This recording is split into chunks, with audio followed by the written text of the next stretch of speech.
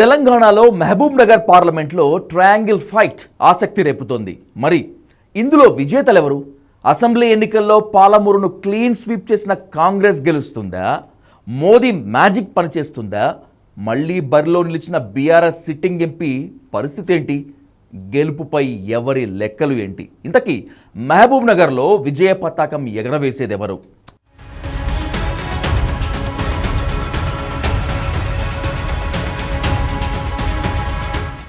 Mahabub Nagar parliament స్థానంలో ఈసారి గెలుపెవరిదనేది hot టాపిక్గా మారింది. కాంగ్రెస్, బీఆర్ఎస్, బీజేపీ గెలుపుపై ఎవరి లెక్కలు వారివే. కాంగ్రెస్ తరపున మాజీ ఎమ్మెల్యే వంశీచంద్రెడ్డి, బీజేపీ నుంచి డీకే అరుణ, బీఆర్ఎస్ తరపున సిట్టింగ్ ఎంపీ మన్నే శ్రీనివాసరెడ్డి పోటీ చేస్తున్నారు. మొదటి నుంచి త్రిముఖ పోరు సాగుతుందని లెక్కలేసిన విశ్లేషకులు తీరా పోలింగ్ నాటికి కాంగ్రెస్ వర్సెస్ బీజేపీగా ఫైట్ నడిచిందని తేల్చేశారు.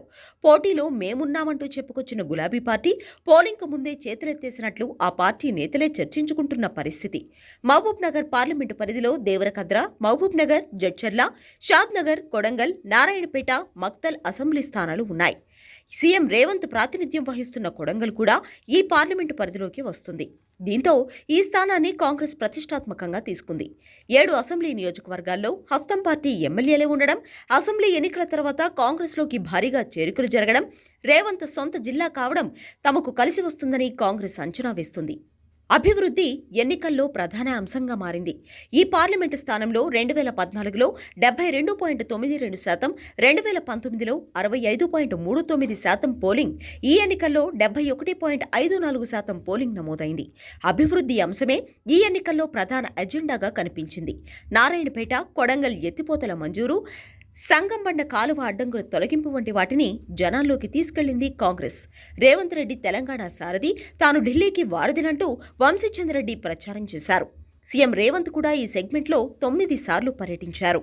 బీజేపీ తరపున పోటీ చేసిన డీకే అరుణ టికెట్ రాకముందే నియోజకవర్గంలో ప్రచారం నిర్వహించారు. మోదీ మేనియా, కేంద్ర ప్రభుత్వ పథకాలు, అయోధ్య టెంపుల్ లాంటి ఇష్యూస్తో ఔర్ ఏక్ బార్ మోదీ సర్కార్ అంటూ జనాల్లోకి వెళ్లారు. అర్బన్ ఓటింగ్ తమకు కలిసొస్తుందని జేజమ్మ అంచనా వేస్తున్నారు.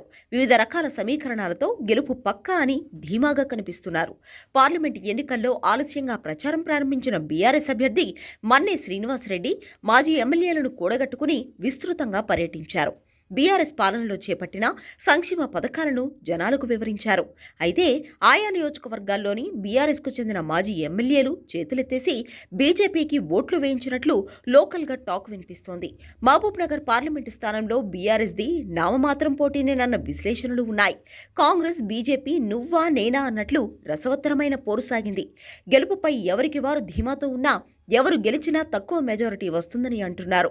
అభివృద్ధి మాత్రం తమను గట్టెక్కిస్తుందని కాంగ్రెస్ భావిస్తోంది. సీఎం సొంత నియోజకవర్గం కూడా ఈ పార్లమెంటు పరిధిలో ఉండడంతో గెలుస్తామన్న ధీమాలో ఉంది. కొడంగల్, జడ్చర్ల, షాద్నగర్, దేవరకద్ర నియోజకవర్గాల్లో మెజారిటీ సాధిస్తామని హస్తం పార్టీ శ్రేణులు లెక్కలు వేసుకుంటున్నాయి. ఈ రసవత్తర పోరులో కమలానికి గులాబీ బాస్టగా నిలిచిందని హస్తం పార్టీ నేతలు ఆరోపిస్తున్నారు. అనైతిక రాజకీయంతో తమ గెలుపును ఆపలేరని తేల్చేస్తున్నారు.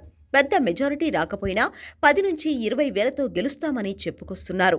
ఇక అటు మక్తల్, నారాయణపేట, మహబూబ్ నగర్ నియోజకవర్గాల్లో తమకు ఆధిక్యం వస్తుందని, ఇతర నియోజకవర్గాల్లోని అర్బన్ ఓటింగ్ కూడా కలిసి వస్తుందని కమలనాథులు భావిస్తున్నారు.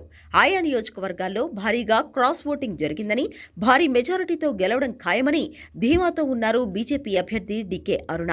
7 నియోజకవర్గాల్లో కాంగ్రెస్ లీడ్ వస్తుందని అంటుంటే 4 నియోజకవర్గాల్లో లీడ్ వస్తుందని బీజేపీ నేతలు లెక్కలు వేస్తున్నారు.